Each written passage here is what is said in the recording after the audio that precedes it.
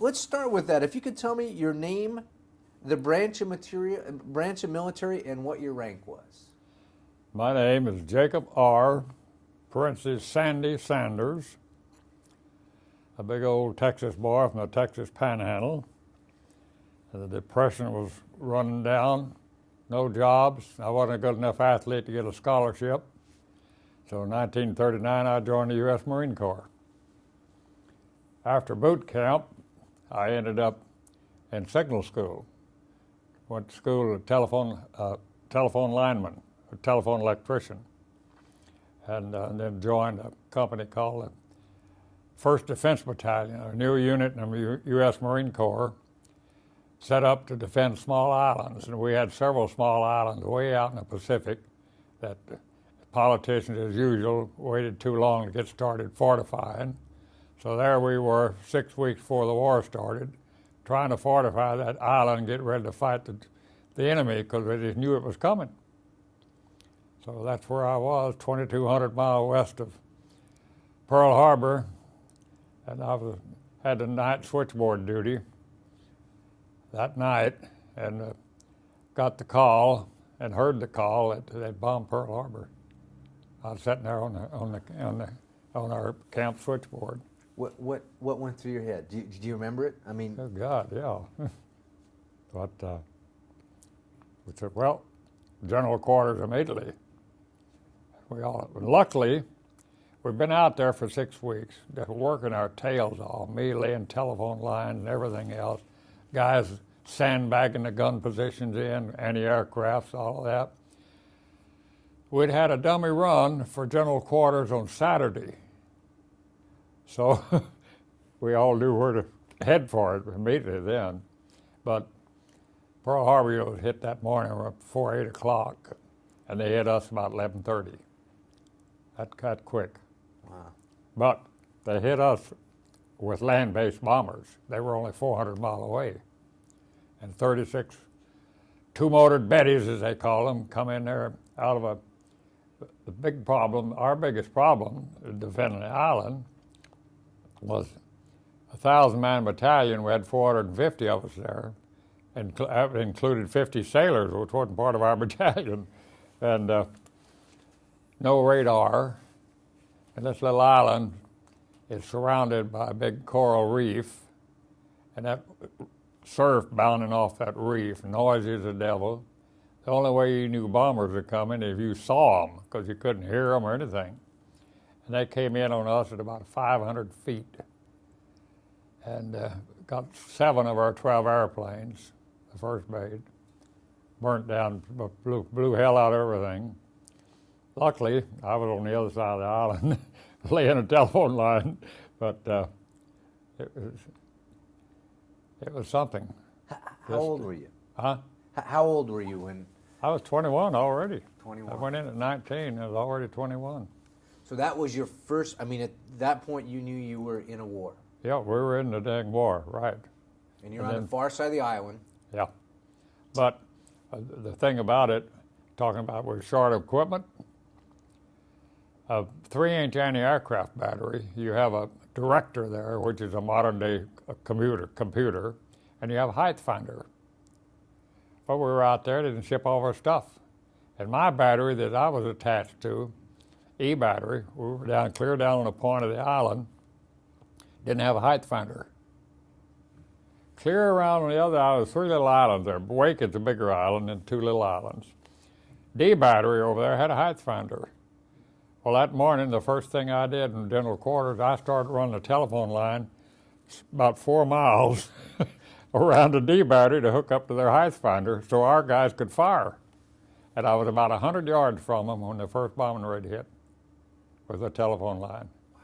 So my battery didn't get to fire that first day. So how would you describe the feeling when you realized that these bombers are coming in after you?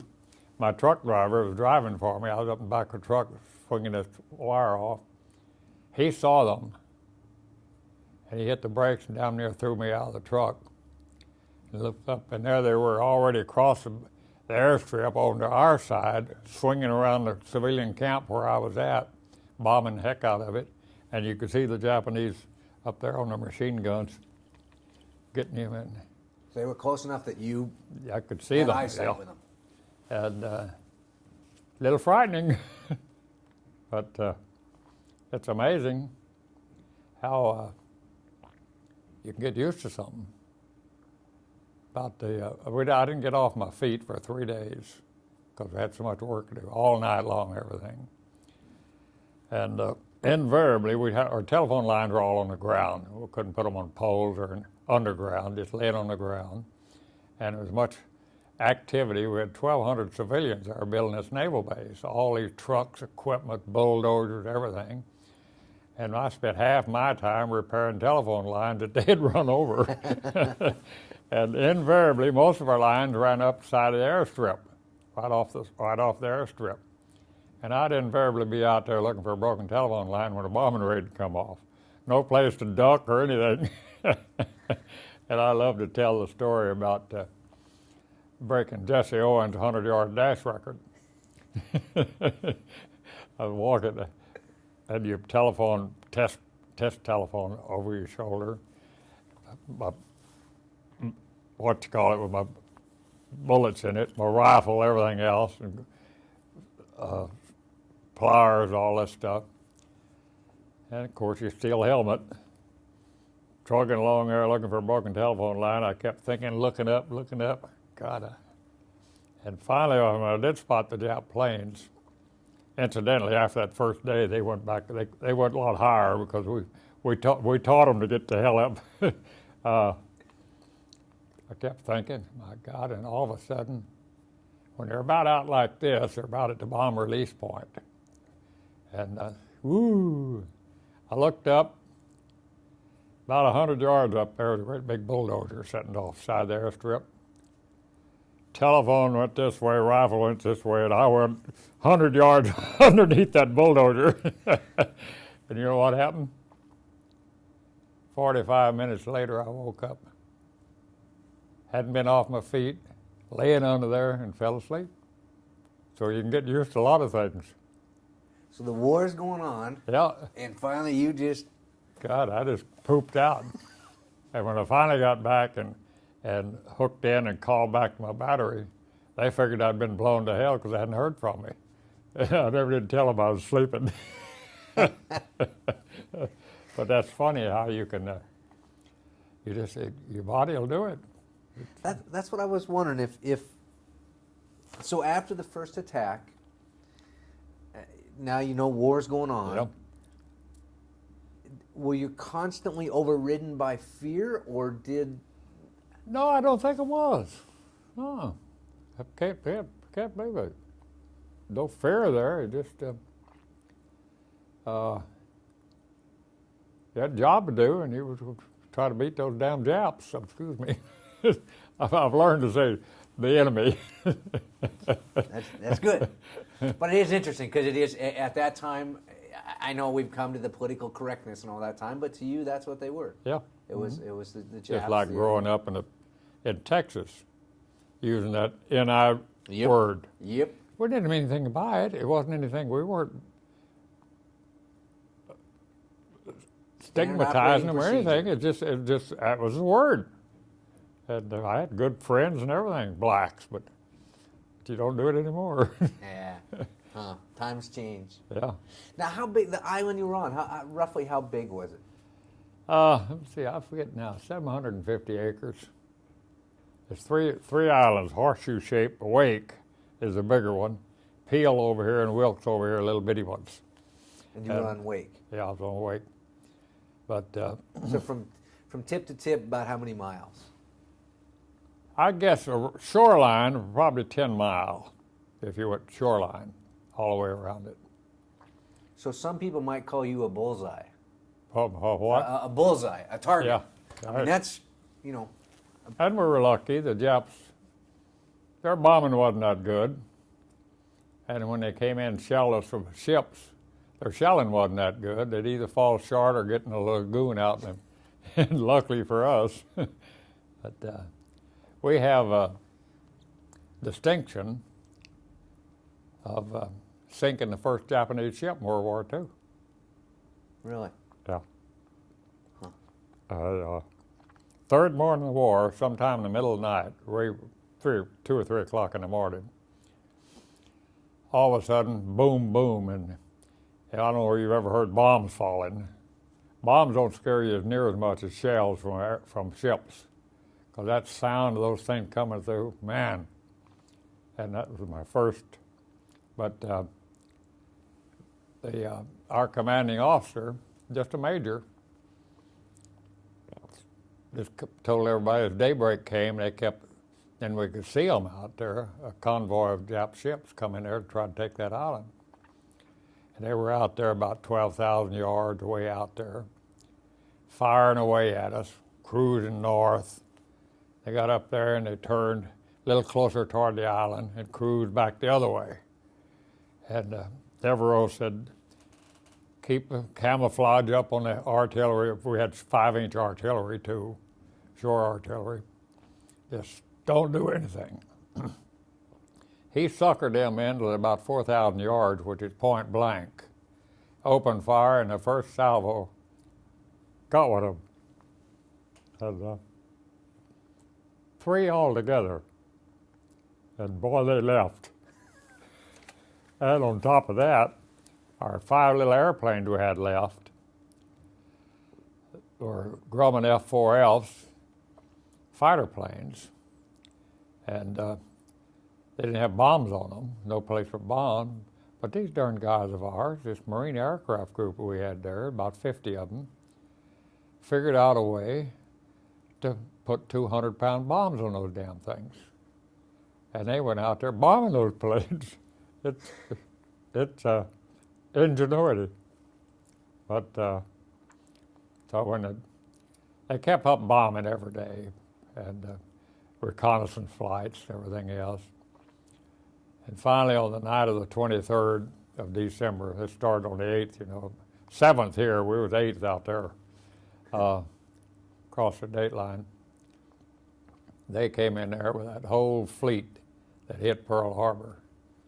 Must have been 50 ships out there. And by then, we were running out of ammunition and everything else. They landed in the dark. In fact, they beached 2 small destroyers that we found out later had been gutted for everything just so they could stack as many men as possible on them. Just run them straight into the beach, and they hear the soldiers come off to hit the island. But the lucky part for us, they hit our strong points on the beach. It was pretty bad slaughter. As the day come on, daylight and everything else, and look the situation over, and here come the dive bombers and everything else. And evidently, it's never been told, but I'm sure that the powers that be back at Pearl Harbor, knowing there wasn't any help coming because of the problem they had in Pearl Harbor, and not sacrifice those 1,200 civilians. They were all from up in the northwest here, Boise Cascade, the big company over in Boise. Mm-hmm. And so they gave the orders to surrender the island. And I was on the phone in my gun position. I had headphones on, and I had the handset to the lieutenant when our commanding officer would speak to all battery commanders. And he gave that word. And that shook me up more than the first bombing raid. Because of the background. We had a lot of our Marines that had served time in China in the old 4th Regiment, observing the fight between the Japanese and the Chinese. There wasn't any such a thing as prisoners of war. Surrender, that's stupid. They're going to kill us, why? But the main reason for Marine Corps boot camp is discipline. We were told, destroy our stuff and surrender, so we did. And within an hour and a half time, I thought life was gone. Those Japs, the first one where we were at, stripped us off naked. You add insult to injury, they took my telephone pliers and cut telephone wire, run around your neck and your wrist and the small of your back, and set us down on the road there. Then they set up machine guns behind us, and they started loading those things, and we all said bye. Just knew they were going to slaughter us. They didn't. And but that really scared me more than this bombing raid.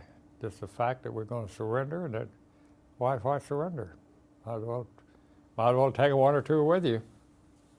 But this that's where it was December 23rd. 23rd. Yeah. And I was naked, and Wake Island's supposed to be a tropical country, but I was naked, and most of us were. Some parts of the island, they didn't strip them, but in our group, they stripped us. Then they gathered us up on the side of the airport that night, and had guards around us, had us all in there. Spent the night there naked, and it ain't that tropical. Then spent the next night there naked.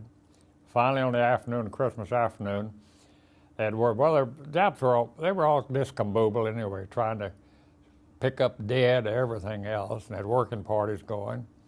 And finally, late afternoon on the 25th, a big flatbed truck come by, just loaded all those clothes they'd picked up everywhere.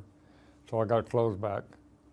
Huh. And then late that evening, they brought food around. That's the first food we'd had. And it was a ticklish few days. But the main thing I've thought about through the years is those Japanese soldiers on that island, the one that came aboard and was there, they didn't mistreat us. No, had their jobs to do and everything. But then they moved us finally over the civilian barracks, and we stayed there until the 12th of January. And on the 12th of January, they put us aboard a ship called the Nita Maru, which is a combination cargo passenger ship. It used to make regular runs to San Francisco and LA. Only they didn't put us in the passengers. We were in the cargo holds. But, and I like to tell the story of, they went over the civilian camp and used the civilian, that civilian camp was a modern camp, everything you could think of. Government cost plus. They mimeographed traveling orders. Every one of us got a copy of traveling orders. And it's flowery language in there, the great Japanese empire and all this stuff. And the first item, there was about 10 items on that traveling order. Number one, while you're aboard the great Japanese emperor's great ship or a bunch of stuff, you are not to talk. The only time you will talk is when you are addressed by your superior Japanese. Disobedience of this order, you will be punished by immediate death. So, it's a pretty good traveling order. But actually, they beheaded 5 of us in the 12 days on that ship. But the big part of it was, they ran around in pairs, and they were Japanese Marines, big Japs, with clubs.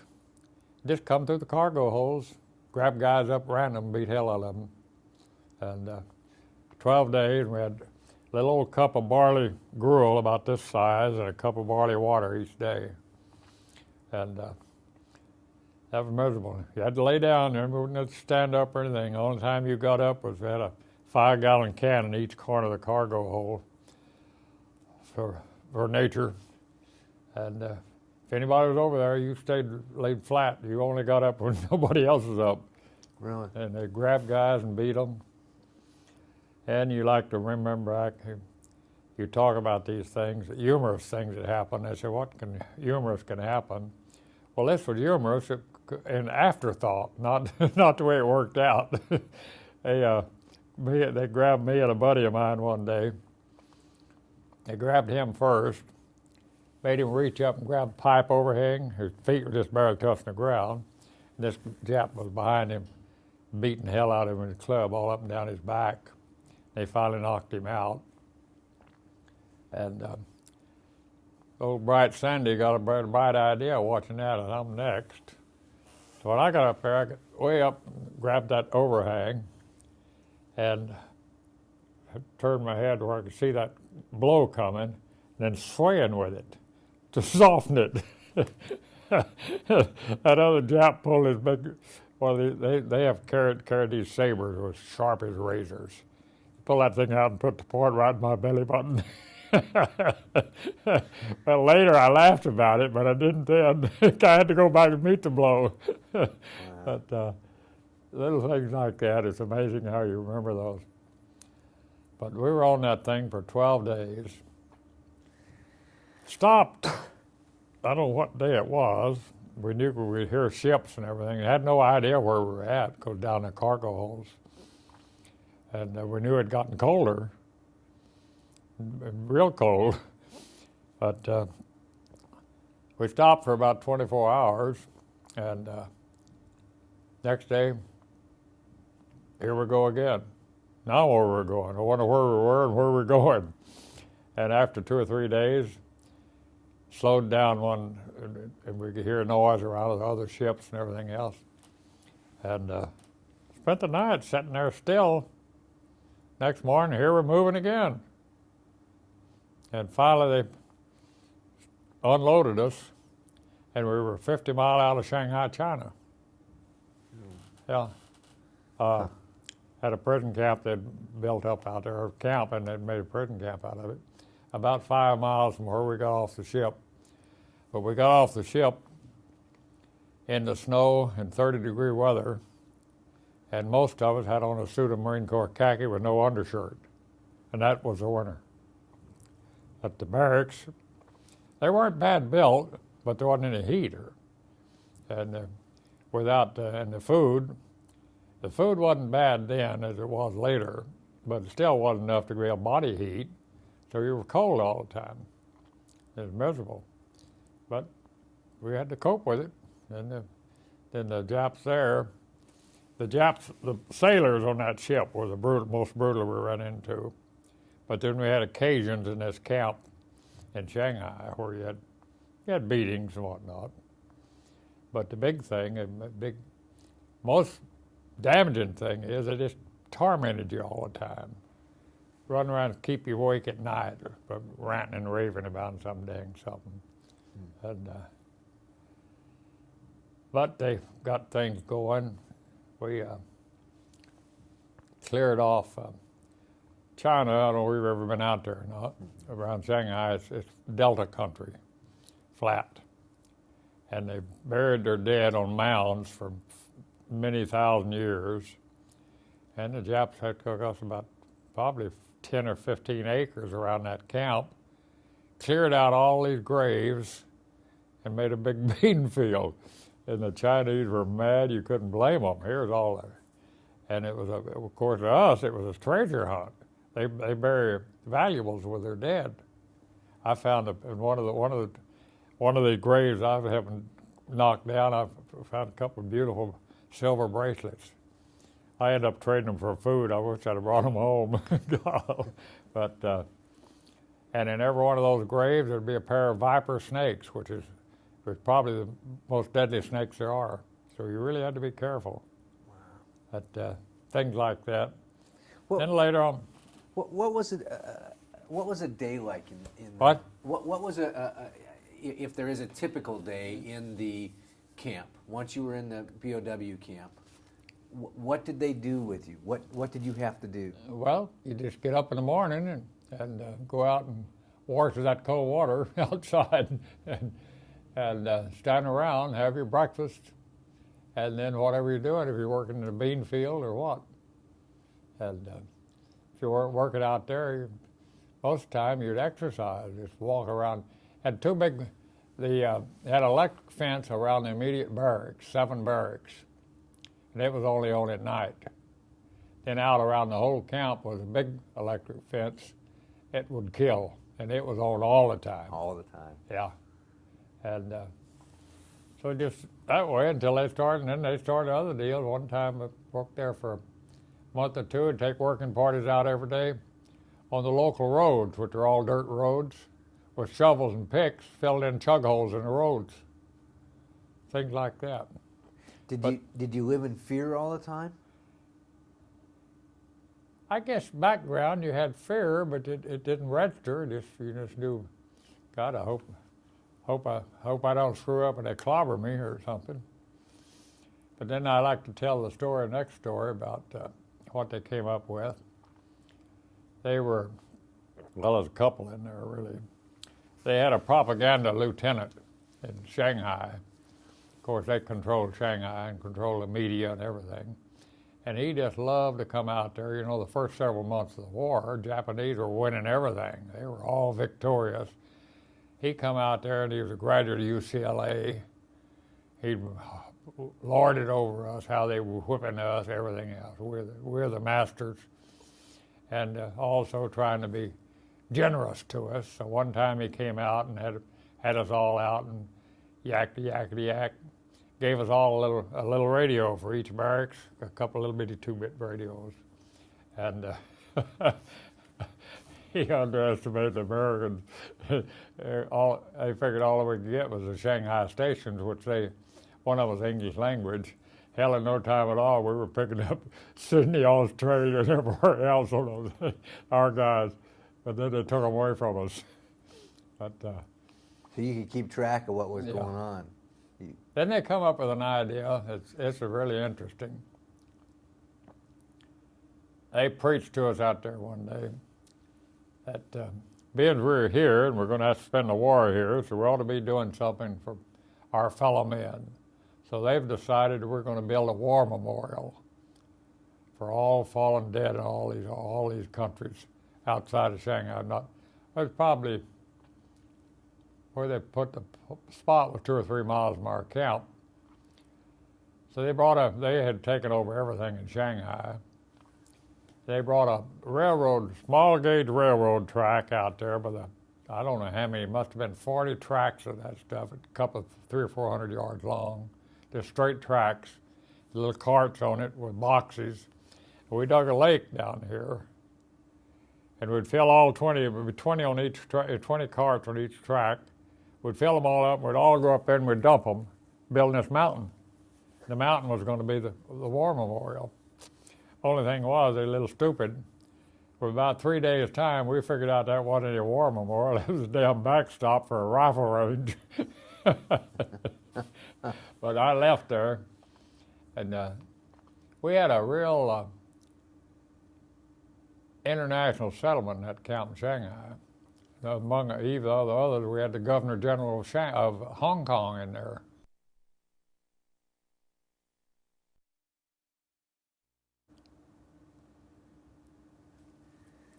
Okay. And it's Governor General of Hong Kong. And the first people who were prisoners of war in World War II were 200 U.S. Marines, the embassy guard in Tientsin and Peking. And they got them at 8 o'clock on the first morning of the war. And they brought them into our camp.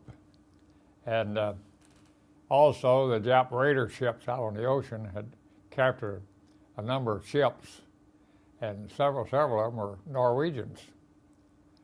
And they'd take the crew off, make them prisoners of war, and if the ship had cargo they could use, they kept it, otherwise they'd sink them. So we had a bunch of Norwegians in the camp, and a few different Britishers and whatnot, so it was really an interesting group. But somehow or another, in August of 1943, they drafted 400 of us.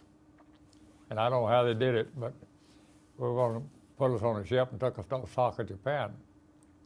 And actually, the Jap government farmed us out to industry. From then on, I worked in a Japanese shipyard in Osaka for 20 months, which was interesting. It passed the time. It was hard work. It would have been hard work if we had plenty of food and all, but it existed 24 hours a day. And another thing too, that also the camp guards would pester you all night, and then you go work 10 hours out there in the shipyard. I ended up with a gang of 6 of us doing stevedore work. We unloaded all the steel that came in. It came in on barges. We had a boom and a winch and all this, and we'd unload the stuff and put it in their respective spots around the shipyard. And it got to the point too, which was interesting. They had 2 new ships being built all the time on the slipways, and then they'd put one come off slipway, put it in a big dry dock and finish it off. And the main Japanese rigging crew, when they got to the point of putting the main mast and the boilers and the big items on that new ship, they would have us come over and work with them on it. So it was interesting just to learn those things. But, and the old Japanese named Nomura was the owner of this shipyard. It wasn't a great big yard. Very interesting personality. He walked around, he checking everything all the time, had a walking stick. And he had these small gauge railroad track where we had to push this steel around and had curves. Well, you get a load of steel in those little old flat cars and try to go around a curve. God, we'd have 2 of us with crowbars and the other 4 of us pushing our guts out to try to get around those curves. And each at a time. One day I had a bright idea. There's a bunch of grease underneath my winch down there at the dock. So I went down and got some of that grease and I found an old paintbrush and greased the side of those tracks. Boom! Old Jap sergeant gave me a whole pack of cigarettes.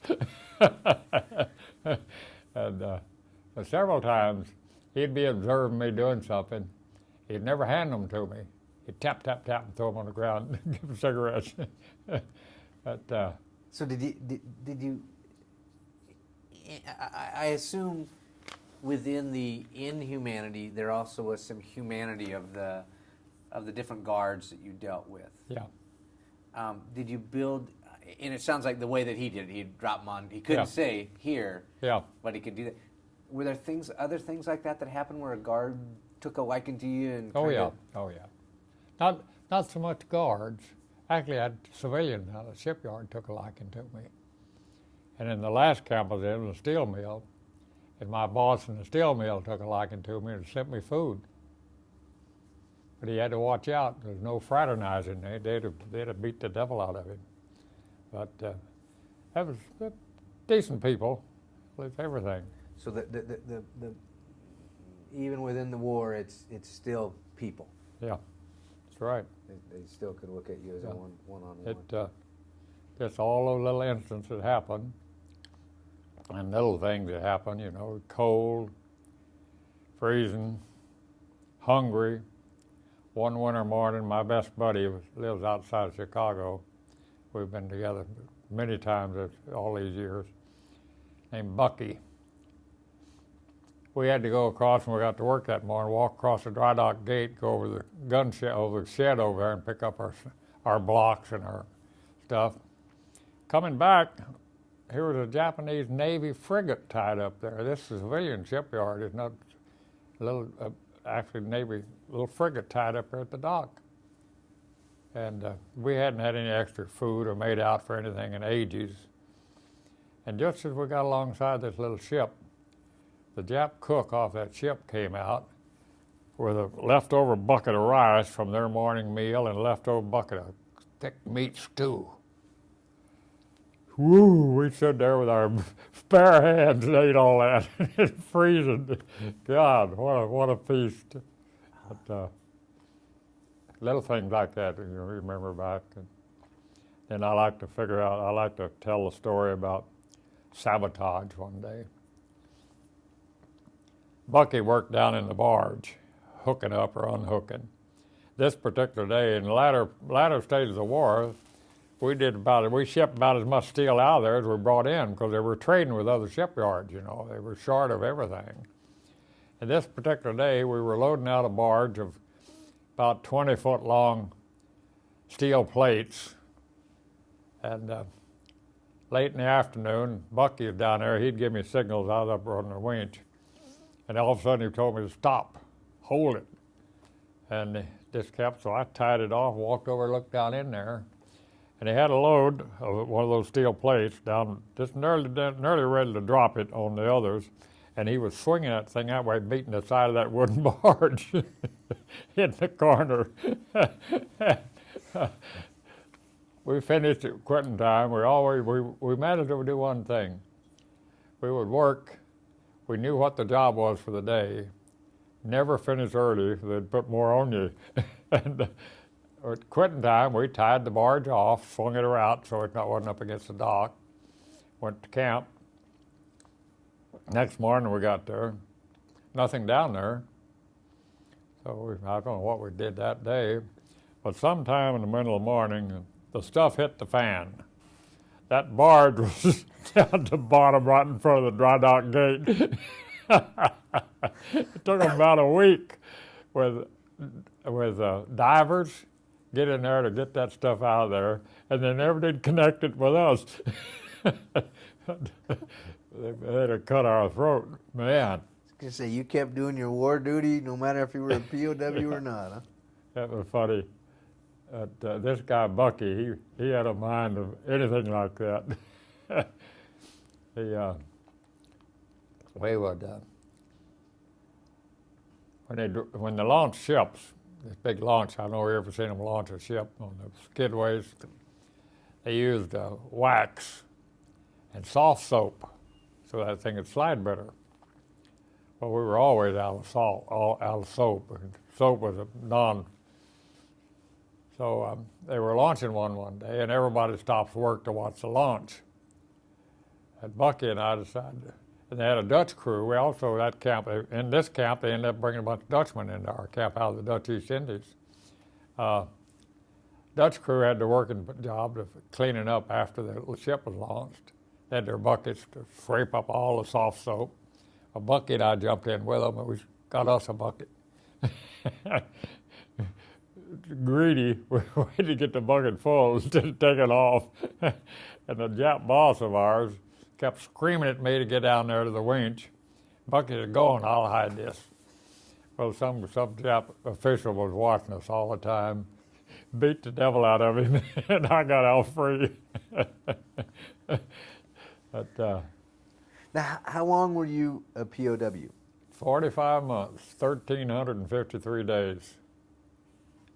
Wow. Do you know how I found that out? Mm-mm.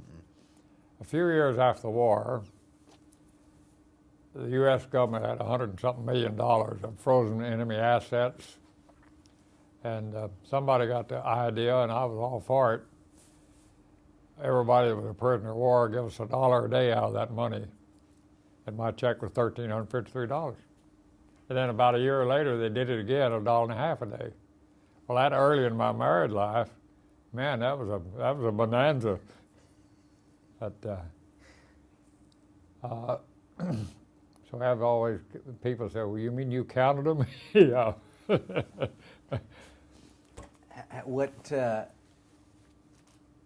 When you got out of being a POW, what happened on that day? Was that the end of the war, or when did? Yeah, we were at the end of the war. I was going to lead up to that just now, but of course the big thing, it buoyed our spirits when the B-29 started coming over. We kept up. It was amazing, the scuttlebutt, as they would call it, and how stuff would come through and you'd keep up with that war. And we'd hear the Japanese were always bragging to us, we were beating you at certain spot. Well, we knew that island was a little further north and just kept on up. And then the first time we saw it, up there about 30,000 feet in the middle of the day was this beautiful B-29. So that's where but they were coming in there. Japs had dozens of prison camps because they farmed us out to their industry. And they were out there, the U.S. was in there to defeat the Japanese. If we got hit, tough. On the night of 14th of March, 45, American planes were overhead for about 4.5 hours on Osaka. The night before, they'd gotten Kobe. We listened to it the night before. And we got hit that night. Luckily, barracks number 1, barracks number 7 was our hospital barracks. And I had just come had a flu or pneumonia, whichever it was, and was due to go back to work the next day. And the incendiary bombs, everything burning like mad everywhere. And American planes flying over real low and just boom, boom, boom. Killed 4 of our guys. A lot of them got burnt. And you know what I was doing? the Dutch doctor, we had a Dutch doctor, asked me if I would take wet blankets and get up on top of the flat roof, put the embers out to keep the thing catching on fire. And that's what I was doing during the bombing raid, for the wet blanket. But they were bombing every day, and I guess the Japanese, you can blame them for a lot of atrocities and all, but they made the decision to move us out of there. And they moved us up the northwest side of Honshu, straight across northwest of Tokyo over on the China seaside. A town called Naoitsu. It's right, just a suburb really of a big industrial city, Niigata. And a camp that had been there for several years with a bunch of Australians in it. And a steel mill and a carbon black plant and whatnot. And I ended up in the steel mill. And there's another humorous story I like to tell, and I've told this to a bunch of different seminars and whatnot and got big laughs out of it. One of the Japanese bosses in the steel mill, stainless steel, incidentally, open hearth furnaces, spoke good English. He was a track star. He ran the mile in the 1932 Olympics in Los Angeles. And he loved to talk sports to us. When he had time, he'd stop and visit with us. And they had us with another flat car box hauling slag out to the slag pile out of this steel mill, which is hard work, pushing those darn things. One day he walked up to us and he said, we're short-handed crane operators. Any of you ever had any experience operating an overhead crane? And one of my buddies was from Toledo, Ohio, and he stepped for, yeah. He said, where at? And he said, Firestone Tire and Rubber in Toledo, Ohio. Great. Anybody else? I looked at that slag pile and it was, yeah. So where? I said, Bethlehem Steel, Long Beach, California. Great. Background on this was, my dad's best buddy that he grew up with had migrated to California, and I played growing up with his son, one of his sons my age. And so several weekends after I was in the Marine Corps in San Diego, I took the interurban up and spent the weekend with them. From where I got off the interurban to walk to their house, I passed the Bethlehem Steel Complex. I love to tell that story. But then the ticklish part came. It's a one-cab crane. It's inside the building, not one of those tall, high ones outside. Crawled up that ladder, got in the cab. Now, what the devil am I going to do now? 4 motors. So I just, one at a time to see what was going to happen. And a couple, 3 days' time, I was working. But the beautiful thing about it, so hot in that steel mill, you only worked an hour at a time, the other guy'd take over. So you had that hour to prowl around. But I love to tell that story about my crane operator. You got to take a chance. So you talked about getting the scuttlebutt. You talked about getting the yeah. How did you get the scuttlebutt? How would you It's so many ways. You can't believe the things that happened. Out in that one of our shipyards, you know, the Japanese are great for when their kids finish school here, send them back to the old country for a couple, 3 years. And one of the guys on one of the shipyards there was one of those. He would not join. He was American. They wouldn't make him get in the Army. He wouldn't, so they had him nearly as much a prisoner. But he was able to pass on word. Things like that. Another one, the greatest one though, was he just died recently. One of our Navy radiomen. In the shipyard he was in barracks number 4, they put him to work helping install the radio equipment on the ships. He built him a radio underneath his barracks for 7 months before he got caught. So things like that. Huh. And then some of our guys are brilliant people, would learn to speak the language a lot better than me. I learned a lot of words, but not grammatically. But a lot of them were real good at it and learned to read even. They'd pick up Japanese newspapers and you'd read that newspaper and get ideas. Huh. So it's amazing how that stuff happened. But the biggest one was that radio. Yeah. That's pretty good. And they damn near killed him on that too, man.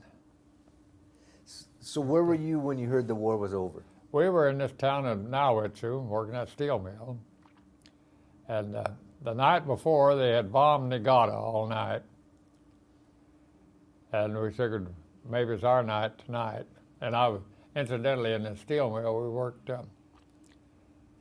swing shift, 5 days, 5 nights. And that particular night, the day shift came in, and we kept waiting for them to call us out for the night shift. And they said, just stay in your barracks for further notice. Not going to work tonight. Well, we had blackouts. But after night, lights are off at 9 o'clock at night. It was hotter than blazes, summertime. So as soon as the lights were all off, we opened the drapes and everything in the building, big old 3-story building.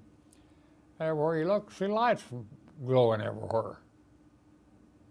And what in the devil's going on? Next morning, the day crew got ready to go, and no work.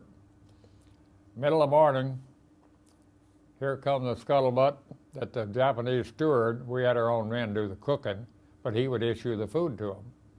And he supposedly had grabbed the guys and grabbed them and hugged them and told them the war was over. Well, we didn't know. That's stories, things fire like that. But later in the morning, or maybe, can't remember where it was that afternoon, that was the next day. Greatest birthday present I ever had, August 16th. The Jap colonel had us all out in the compound out there and got up on the table and spoke to us and told us outright, didn't lie or anything. He says, you won the war, unconditional surrender, the war is over. And, but I've seen pictures of everybody screaming on the streets of Broadway and everything else. We guys didn't do that. It was amazing. You just accepted it and said, God, man. There wasn't any screaming, hollering, or anything else. It just compared that. But what did you do? I mean, you've been a prisoner of war. The war is over. Yeah. Nothing to do but just sit there. Well, what next? And they told us, the Jap colonel said, you'll be getting, any time now, you'll be getting instruction from your people. And about the next day, here come carrier planes off the USS Saratoga and dropped a briefcase or a bag, whatnot, with instructions. And in the bag was some other things, and including the ship's newspaper. You have daily newspapers on those big ships. And in there, the first we ever heard of the A-bomb. Yeah. But, and they told us to mark a parachute drop spot and a Red Cross or something on top of the building, and they'd have food and clothing to us. Well, a couple of days later, here come 2 B-29s, open a bomb bay, 50 parachutes tied to a 50-gallon drum, food, clothing, everything you think of. Boy, that was a holiday. And, but the sad part about that was they made a dumb run the first day. Instead of following the line we had laid out for them, parallel to the camp, they went over it the other way. One of my friends was about 20 feet away from me, and one of those parachutes didn't open, killed the poor guy. But those things happen, and that's a shame, though. After all that time, boom. But you talk about living it up then, all that food, gosh. And we're sitting there, they had the guards still at the gate, and we were all standing around there one day. Had us inside that camp. And we won this war. So we just walked up the gate, walked by the guards, and they just did their own mouth. Just spread out all over that town then, everywhere. And of course, Guys went out on the farms. Guys come back into camp with ducks, chickens, corn on the cob, and campfires going all. It's about a 10-foot wooden fence around that camp. By the time we left there on the 7th of September, most of that fence was gone for campfires for cooking. The Japanese facilities in their kitchen with these big old pots to boil something in, and all that food stuff, and guys were just running everywhere. Guys go down to the train station, get on a train, ride a while, and come back. It's a great time. But then on the 7th of September, we had a Navy commander, a senior officer in our camp, was a submarine commander, was shot out of the water off Singapore somewhere and was captured. And he had the Japs get him a phone call through the Americans in Yokohama as soon as they got to Yokohama.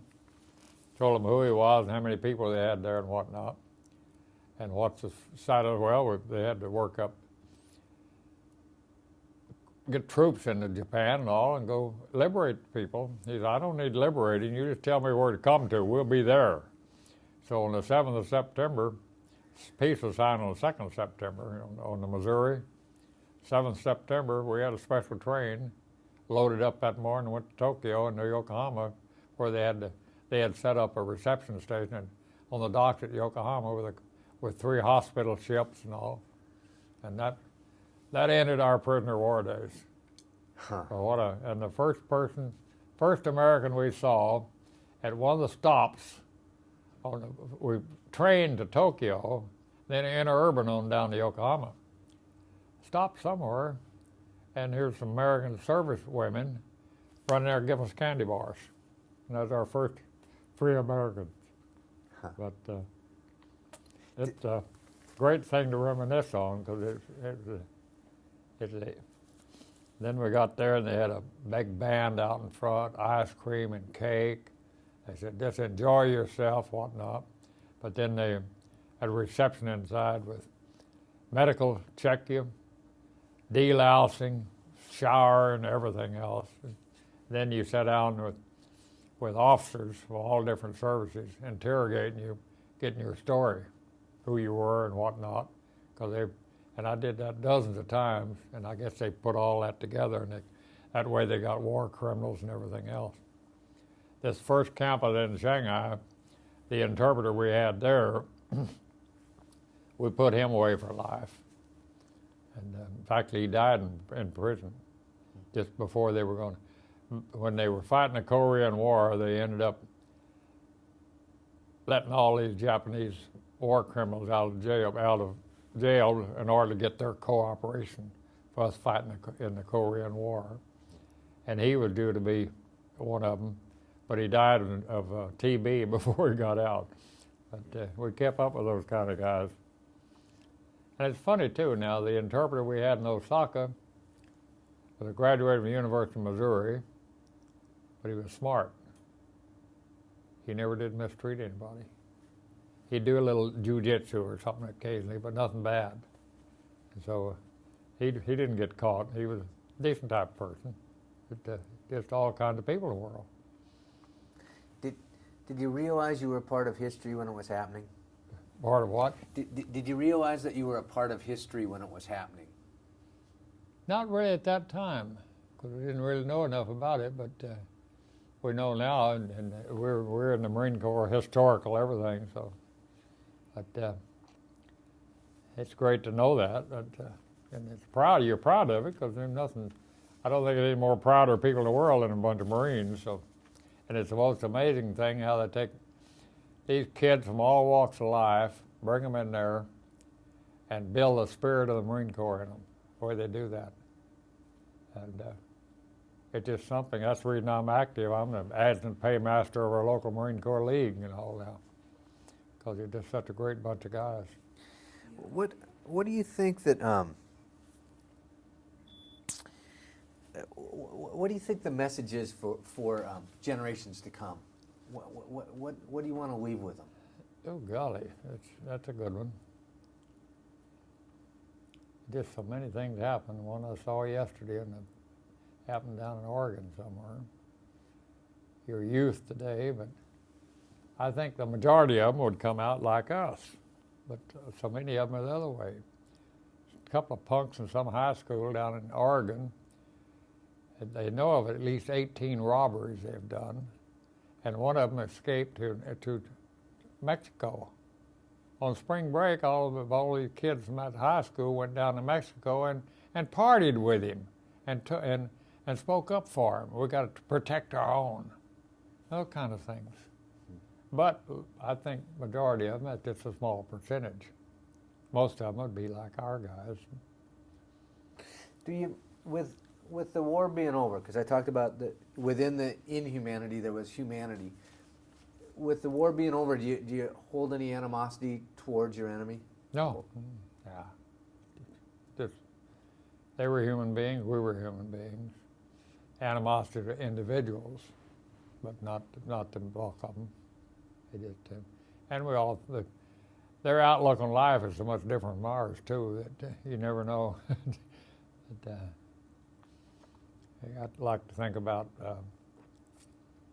you've always heard about face saving, the Orientals, how they think about face saving. That shipyard, we were looking and doing and everything in the world to wheel and deal. And they shook us down this morning, each morning as we walked out that gate, see if we had anything on it we shouldn't have. They shook us down when we came in the evenings. But we would smuggle stuff in, they wouldn't catch. They would see it in the camp, but it was okay, because they couldn't admit they'd been taken. And one of the greatest ones that my Bucky and I made out on, they had to find one of our fellows to be the camp shoe cobbler. But he didn't have anything half-soled shoes, and our shoes were worn out. So there's thousands of feet of air hose all over that shipyard. It's about that big around, black. And one day we were out there, we wonder how thick that is. So we got a piece of it, stole a piece of it and cut it open. Got it a full 1/4 inch thick, ribbed with in there. So we took 2 pieces each, about this long, split it, put it on our shins, and went into camp with it. Took it over to Smitty, and man, we had new half-soles in our shoes immediately. So every day for days on end, we'd bring that in and trade it. Some guys, it's amazing how people won't take a chance. They get beat. And we'd trade it for bowls of rice. And the main exchange in the camp was based on cigarettes. One day a bowl of rice might be worth 3 cigarettes. Next day it might be 10 cigarettes. And I always compare that to the stock market. But we got rich off those half-soled shoes, man. Another time we had a piece of luck that came along there too. Bucky waved at me one day. He was down on the barge. We were unloading a bunch of big I-beams. Salt, we hadn't had salt, and you know, food without salt is awful. In months, and ran down there to the barge, and in one of those channels, one of those I-beams, about this far in there, and the beam was about that deep, was rock salt. We took our socks off, everything else. Look, man, we were kings then. Boy, the way you just take a rock and grind the salt up as fine as you can get it to use it, because it's like ice cream salt. But little things like that happen, you know, even with rock. And, Boy, to listen to you talk, you'd think you were at summer camp. Yeah. I'm sure that it was pure hell most of the time you were there, but Yeah. the ingenuity that... Yeah. Funny, we had a bad thing that happened. Had a little old small dry dock in the shipyard that just brought small boats in there. And the latter months of the war, they're bringing old boats out of ship graveyards, cleaning them up to use them. One day they brought one in there, and that was all part of our job to help bring those boats in and shore them in place in this dry dock. And when they drained the dry dock, here's mussels, thick all over the bottom of that thing. And one of the merchant seamen, who was they'd put him to work right up above on the dock with a fire, splicing cable. So we started getting those mussels up there and throwing them in his fire to pop open and eat them. I ate probably a dozen of them, probably. This guy, Curry, the wire splicer, he was bragging that night about eating 72 of those things. Next afternoon, he was dead. Yeah, he must have got some bad ones. But I said, man, I'm glad I didn't eat any more than that. Those little things, though, it's funny. About stories of guys coming back from Vietnam and into a hated country and all that. But the reception we got, they took us down to Guam and Naval Hospital and then on to San Francisco. And you couldn't have asked for greater homecoming. It was beautiful.